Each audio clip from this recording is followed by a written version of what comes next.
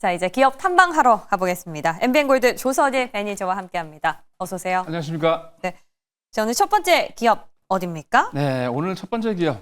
원래 네이버를 하려고 그랬는데 방금 얘기하셔서 순서를 바꿨습니다. 자, 첫 번째 기업은 리노공업입니다. 아, 소켓 기업이네요. 네, 소켓 기업이죠. 본격적으로 이제 내년 하반기부터 AP 관련된 2나노 공정이 시작이 됩니다. 이 2나노 공정에 대한 최대 수혜를 받는 기업이 바로 리노공업입니다.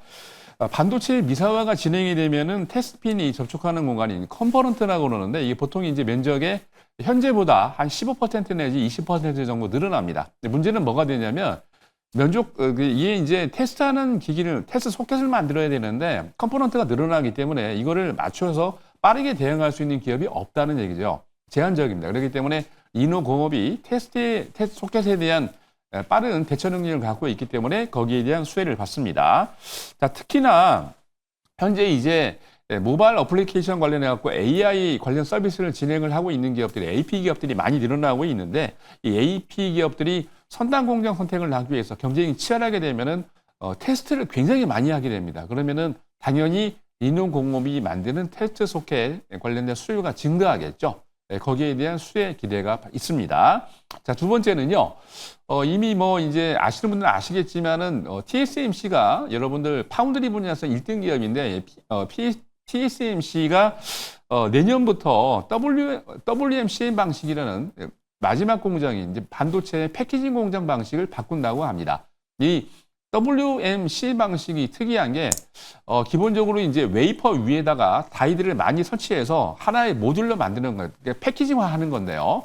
재미있는 거는 이렇게 하다 보니까 기본적으로 다이들이 많이 들어가게 되죠. 근데 다이들이 많이 들어가니까 선과 선 연결이 길어지면 신호가 지연이 되기 때문에 이 다이들의 선을 최소한 축소해서 가깝게 하고요. 그리고 이렇게 많이 하다 보니까 뭐가 되냐면 입출력하고 있는 I/O 이 수들이 늘어나게 됩니다. 그래서 당연히 테스트를 하기 위해서는 또 이렇게 하다 보면은 I/O 수가 늘어나니까 이거 테스트 소켓이 또 여기에 대해 대처를 해야 되는데 대처를 빨리 하면서 기본적으로 하다 보니까 가장 빠르게 할 수 있는 기업 중에 하나가 리노공업인데 이 테스트 소켓 같은 경우는 말씀드린 대로 아까 컴포넌트나 또는 입출력 수가 많으면은 구멍이 굉장히 많이 늘어나고 미세화되기 때문에 여기에 대한 단가도 굉장히 늘어납니다. 그래서 기본적으로 말씀드렸던 대로 소켓 공정이 특히 테스트 소켓 같은 경우는 많이 늘어나게 되면은 가격이 올라가면서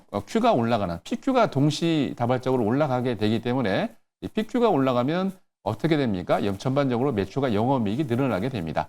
여기에 대한 반사이익을 받는 게 바로 리노공업인데 특히 TSMC 같은 경우는 내년 하반기까지 월 한 5만 장 단위의 패키징을 만들기 때문에 그렇게 된다면 최대 수혜를 받는 기업이 리노공업이 될 수가 있습니다. 그래서 앞으로 리노공업 지금 주가가 이제 탄력적으로 조금씩 움직이기 시작을 하고 있는데 관심 있게 한번 지켜보시기 바랍니다. 네, 리노공업 분할하고 나서 흐름이 약간은 지지부진해 보였는데 어떻게 될지 한번 지켜봐야겠네요.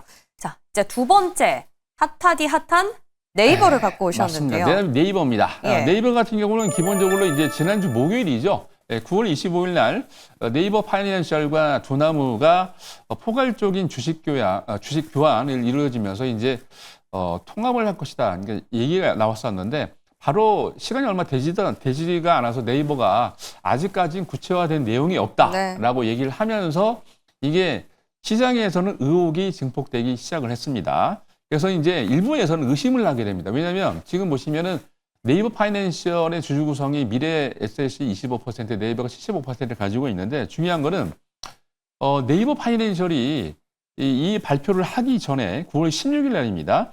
두나무가 100%의 지분을 갖고 있던 비상장 회사인 증권플러스의 지분 70%를 686억에 인수를 했습니다. 그래서 아니 두 개의 회사가 기업이 합병이 되는데 왜 이거를 인수를 해야 되느냐라는 의구심이 있었고요. 두 번째는 최근 연도의 매출과 영업이익, 순이익, 순자산을 비교를 해보니까 네이버보다 이 두나무가 최소 3배에서 많게는 10배 이상 많은데 어떻게 새우가 고래를 잡아먹을 수 있느냐 이런 이슈가 부각이 됐었고 세 번째는 네이버가 이제 연결재무제표로 이제 해서 합병비로 산정을 해야 되는데 합병 비율 산정하는 것도 문제가 있다라는 이슈가 있었습니다. 세 가지가 있었는데 그걸 또 네이버가 얼마 안 돼서 바로 또 반박 공시를 냈습니다. 해명 공시를 냈는데 사실 네이버하고 두나무가 주식 교환을 해서 포괄적으로 지금 포함해가지고 스테이블 코인이나 비상장 주식 등을 포함한 여러 가지 관련 사업들 논의하고 있다라고 얘기를 했고요. 보통 이제 이 기업들이 재무제표나 아니면 이렇게 합병을 할 때 두 개 기업들을 분석을 해봐야 되는데 기본적으로 네이버 같은 경우는 작년에 온라인 커머스 쪽에서는 한 매출 규모가 한 50조 정도 이렇게 나면서 쿠팡 다음으로 2위의 이런 커머스 기업이었고요.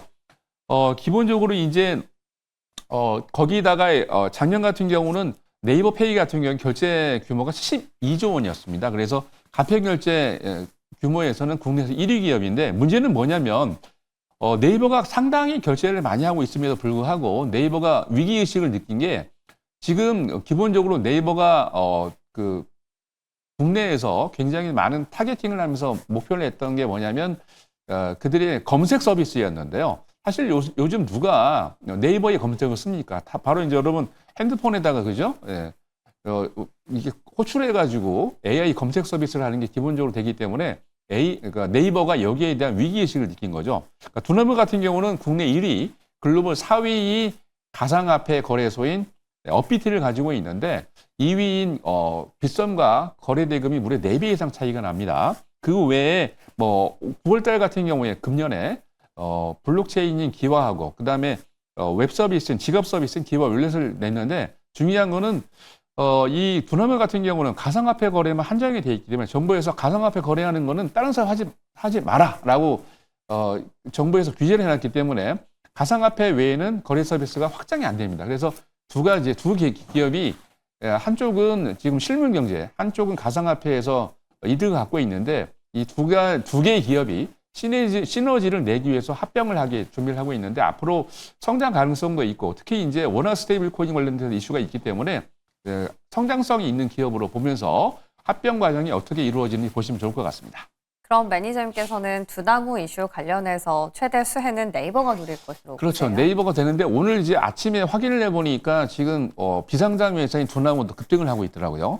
최고점을 찍고 있는데 제가 보기에는 두 개 기업 다 상장 안 한 두나무도 급등을 하고 있기 때문에 네이버와 두나무 두 개 다 반사이익을 보는데 특히 두나무 같은 경우는 아까 이전에도 말씀하셨습니다만 이제 나스닥 상장 이슈가 있기 때문에 그렇게 된다면 반사이익을 네이버도 받지만 두나무가 더 받을 수 있는 가능성이 높기 때문에 성장 동력 확인하면서 주가도 한번 여러분들 체크해 주시면 좋을 것 같습니다. 네, 좋습니다. 자, 오늘 리뷰할 기업 신한지주인데요. 사실 두나무 이슈에 미래에셋도 들어가 있고 하나투자증권도 들어가 있다 보니 여기에 훈풍을 좀 입어서 금융섹터가 전체적으로 좀 상승을 보인 게 아닌가라는 생각이 듭니다. 저희는 7월 달에 잡아서 지금 수익률 18% 정도 자랑하고 있는데 계속 가져가면 되겠습니다. 네, 지금 이제 중요한 건 뭐냐면 그 어제 또 하나투자증권이 갖고 있던 지분을 네이버의 그 두나무의 지분을 매각하겠다고 얘기했기 때문에 아마 매각하는 시점에서 네이버가 고점을 찍을 가능성이 있습니다. 어제 나온 리포트를 보니까 50만 원 정도 타겟 프라이싱 하고 있던 기업들이 되게 많은 것 같은데 주가가 단기적으로 급등을 하고 있습니다만 네이버 관련된 이슈 또는 합병 관련된 발표가 나올 때는 고점이라 생각하시고 매도하시면 좋을 것 같고요.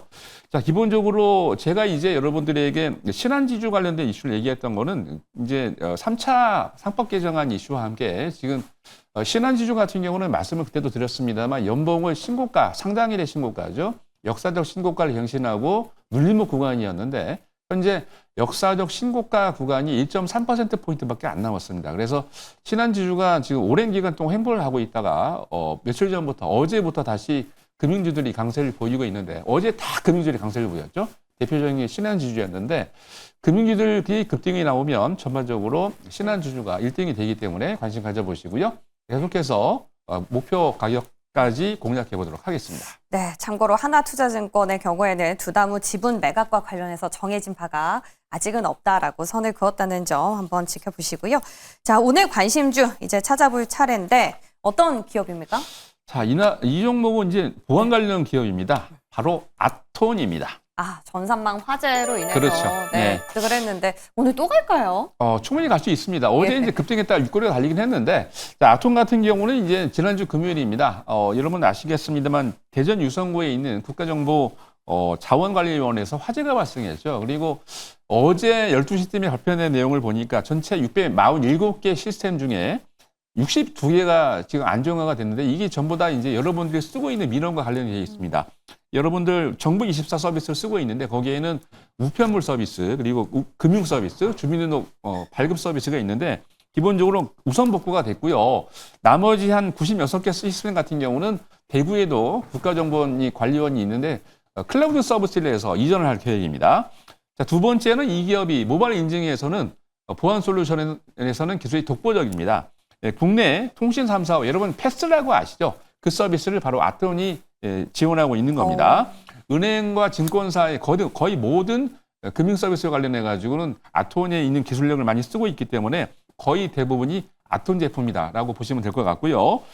금융권에서 가장 많은 고객 기반 서비스 B2B, B2C를 솔루션을 갖고 있고요. 거기다가 양자 내성 암호, AI 데이터 관련해 가지고 보안 관제, 그다음에 디지털 자산 서비스 인프라까지 구축을 되어 있기 때문에 관심 있게 지켜보시기 바랍니다. 거기다가 얼마 전에 여러분들 잘 아시겠습니다만 CBDC 프로젝트 한강 서비스를 시작을 했는데 그때 끝났죠. 그때 이제 7개의 은행이 여기에 참여를 했는데 7개 중에 하나 NH 농협에 대한 프로젝트 한강 서비스를 지원했던 게 아톰입니다. 나머지 6개 은행은 대기업이 다 했기 때문에 유일하게 중소기업 중에 프로젝트 한강 서비스를 입증했던 것은 바로 아톰이고요.